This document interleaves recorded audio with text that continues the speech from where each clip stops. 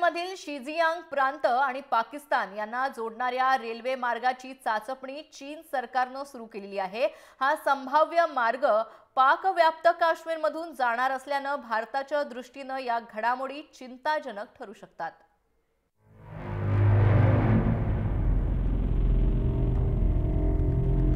चीन आणि पाकिस्तानमधील संबंध 60 वर्षांचे आहेत। त्यातही 1962च्या भारत-चीन युद्धानंतर चीनची पाकिस्तानशी मैत्री अधिक घट्ट झाली आहे। दिवसेंदिवस यांच्यातील संबंध वृद्धिंगत होत आहेत।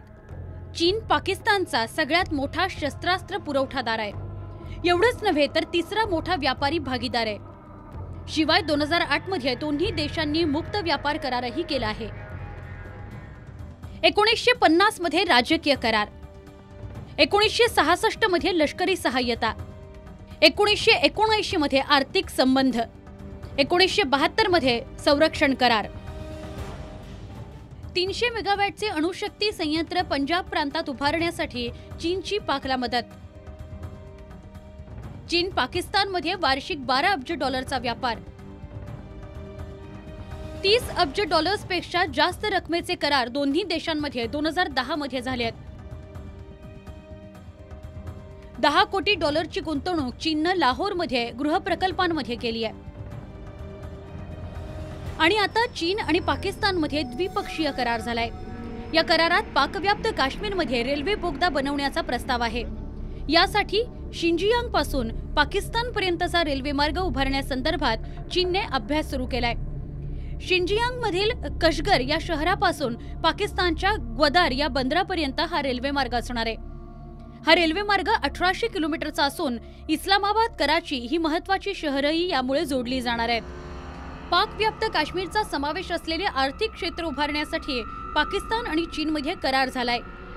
ही रेल्वे अरब राष्ट्रांना चीनशी जोडण्याचा महत्त्वाचा मार्ग राहील। या दोन देशांमधील वाढते संबंध भारतासाठी मात्र धोक्याचा इशारा आहेत, असं राजकीय तज्ञांचं म्हणणं आहे। पाहूया या कराराचा भारतावर काय परिणाम होईल। या रेल्वे कराराच्या मोबदल्यात शिंजियांग या प्रांतातील उईगर या मुस्लिमांचा विद्रोह थांबवण्यासाठी पाकिस्तान मदत करेल असं चीनला वाटतंय। पण रेल्वेच्या आगमनाने पाकिस्तानशी थेट दळणवळण वाढल्याने दहशतवादाला प्रोत्साहन मिळू शकतं।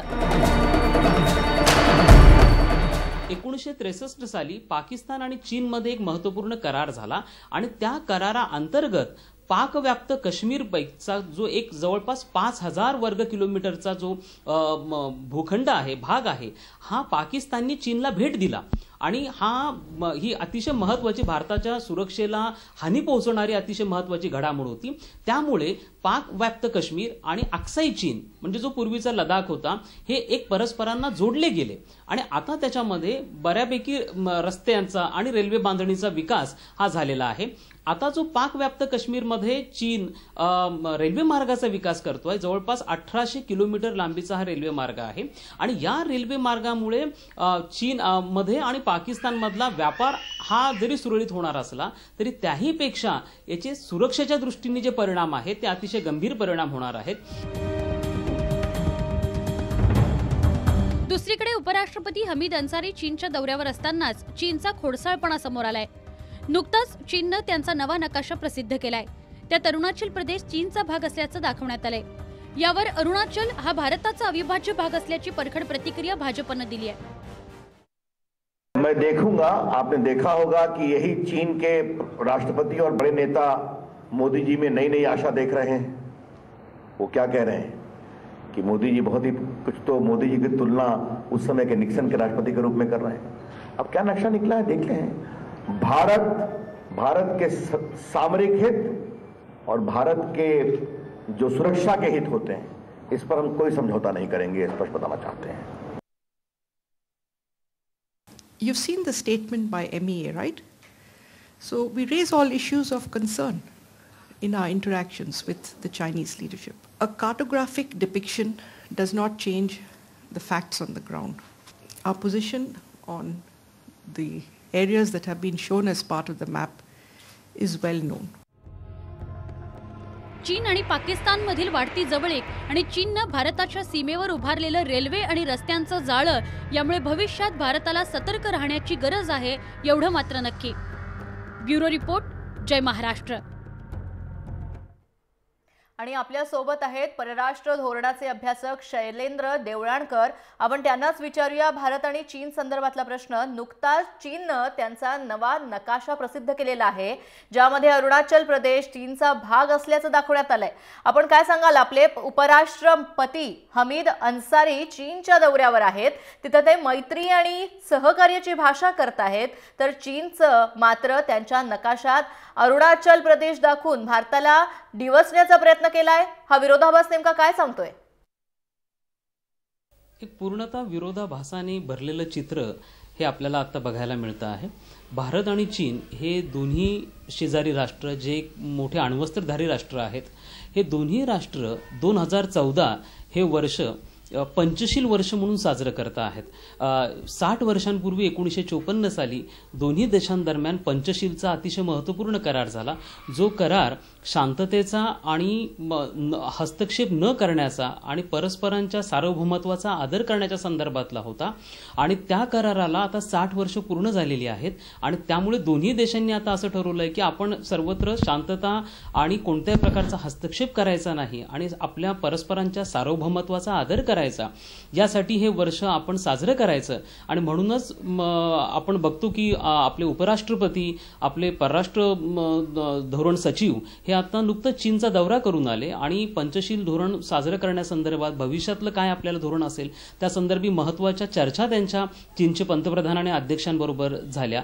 आपण बघतो की 10-15 दिवसांपूर्वी चीनचे परराष्ट्र मंत्री देखील भारताच्या भेटीवर येऊन गेले आणि त्यांनी इच्छा व्यक्त केली की भविष्यामध्ये भारत आणि चीन यांच्यातले संबंध हे सहकार्याचे असायला हवेत. आर्थिक आणि व्यापारिक क्षेत्रांमध्ये सहकार्य वृद्धिंगत व्हायला हवं. सीमावादाचा प्रश्न शांततेने सोडवायला हवा.